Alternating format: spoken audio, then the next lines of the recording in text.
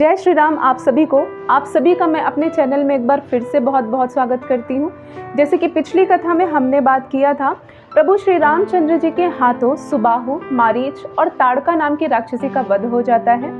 अब कथा में आगे की ओर बढ़ते हुए हम बात करते हैं कि प्रभु श्री रामचंद्र जी विश्वामित्र जी के आश्रम में कुछ दिन और व्यतीत करते हैं।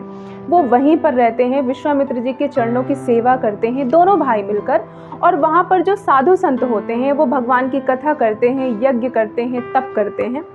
एक दिन क्या होता है, विश्वामित्र जी बोलते हैं प्रभु श्री रामचंद्र जी से कि चलिए हम आपको एक चरित्र दिखा कर आते हैं। प्रभु श्री रामचंद्र जी बिल्कुल तैयार हो जाते हैं और दोनों भाई के साथ गुरुवर आगे बढ़ते हैं। अब जैसे ही वो आगे बढ़ते हैं तो उन्हें एक आश्रम दिखाई पड़ता है। उस आश्रम की ओर जाते हैं तो वहाँ पर कोई पशु नहीं, कोई पक्षी नहीं, वहाँ पर सिर्फ एक शिला होती है पत्थर की।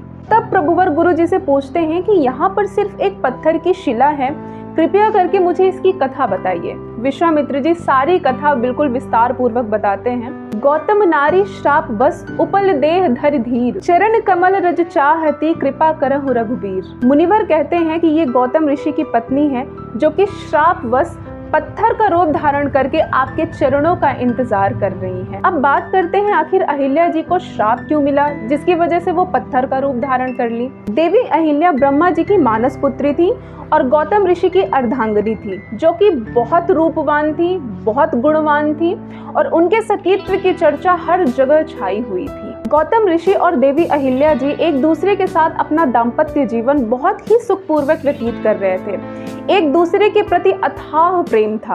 देवी अहिल्या इतनी ज्यादा रूपवान थी कि उनके समक्ष इंद्र की अप्सराएं भी फीकी पड़ जाती थी और उनके इसी रूप को देखकर इंद्र भी व्याकुल हो उठा। लेकिन देवराज इंद्र को कभी ऐसा मौका नहीं मिला कि वो देवी अहिल्या के समक्ष जाकर खड़े भी हो सके।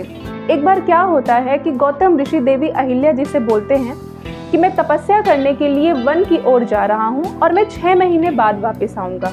देवी अहिल्या जी इस बात को स्वीकार कर लेती हैं और गौतम ऋषि प्रस्थान कर जाते हैं। अब ये बात देवराज इंद्र को पता चल जाती है।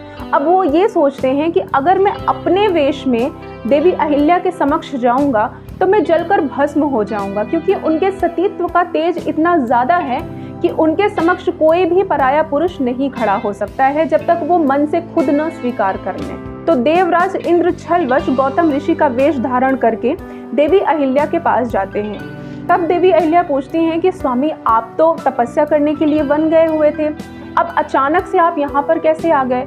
तो उन्होंने ये कहा कि आपका रूप देखकर, आपका गुण देखकर मैं अकेले वन में नहीं रह सकता हूँ और आपका प्रेम मुझे यहाँ तक खींच लाया है। अब मैं आपको छोड़कर कहीं भी नहीं जाऊंगा। इस तरीके से कई प्रकार की मीठी मीठी बातें देवी अहिल्या के समक्ष वो करते हैं, लेकिन देवी अहिल्या ये सोचती हैं कि ये तो मेरे पति हैं और वो आराम से उनके साथ खुश होकर रहने लगती हैं। जैसे ही 6 महीने बीतते हैं, गौतम ऋषि वापस आते हैं। ये बात इंद्र को पता नहीं होती है कि गौतम ऋषि आ गए हैं, लेकिन देवी अहिल्या जी को ये बात पता चल जाती है। वो तुरंत अपने पति का चरण पकड़कर रोने लगी, क्षमा मांगने लगी, बार बार गिड़गिड़ाने लगी। गौतम ऋषि बहुत ज्यादा गुस्सा हुए। अब ये बात इंद्र को पता चलती है कि गौतम ऋषि आ गए हैं, तो वो वहां से गायब हो जाते हैं। अब गौतम ऋषि बहुत ज्यादा क्रोधित होते हैं और इसी क्रोधवश उन्होंने देवी अहिल्या को श्राप दे दिया कि आपका ये शरीर पत्थर का बन जाए। अब देवी अहिल्या जी अपने पति के समक्ष बार बार गिड़गिड़ाने लगती हैं कि प्रभु, मुझे कोई और दंड दे दीजिए, लेकिन मुझे इतना बड़ा श्राप मत दीजिए। देवी अहिल्या बोलती हैं कि इंद्र ने मुझसे बहुत बड़ा छल किया है, हम दोनों से बहुत बड़ा छल किया है, और अगर वो मेरे निकट आया भी है तो मैं स्वामी सिर्फ आपको जानकर, आपको मानकर, आपके प्रेम को समझकर उसके साथ रही। मेरे अंदर सिर्फ आपके प्रति इतना अथाह प्रेम है कि मैं कुछ और समझ ही नहीं पाई, मैं सिर्फ आपको ही मानती रही, तो मेरी इसमें क्या गलती? और बोलती हैं कि मुझे इस श्राप से मुक्ति देने का कुछ उपाय बतलाइए। तब गौतम ऋषि का क्रोध थोड़ा शांत होता है और उन्हें ये बात समझ में आती है कि दोष ना ही देवी अहिल्या का है और ना ही मेरा है, सिर्फ छलवश इंद्र ने इतना बड़ा अपराध किया है। तब उन्होंने देवी अहिल्या से कहा कि मैंने श्राप तो दे दिया है, लेकिन इसका उपाय भी मैं बतलाता हूँ। जब त्रेता युग में भगवान श्री हरि विष्णु प्रभु श्री रामचंद्र जी का अवतार लेंगे और वो अपने चरणों से आपको स्पर्श करेंगे, तब आप इस श्राप से मुक्त हो जाएंगी और आप अपने शरीर को धारण कर लेंगी।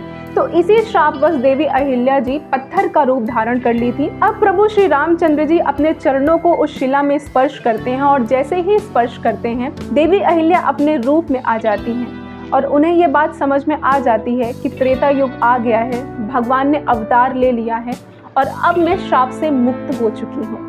फिर वो भगवान की स्तुति करती हैं, भगवान से आशीर्वाद मांगती हैं और वो अपने लोक की ओर प्रस्थान कर जाती हैं। तो इस प्रकार से देवी अहिल्या को प्रभु श्री रामचंद्र जी ने श्राप से मुक्त किया था। तो मैं आशा करती हूँ आप सभी को आज की कथा बहुत पसंद आई होगी। अब हम मिलेंगे अपने आने वाली कथा में। तो आज के लिए जय श्री राम।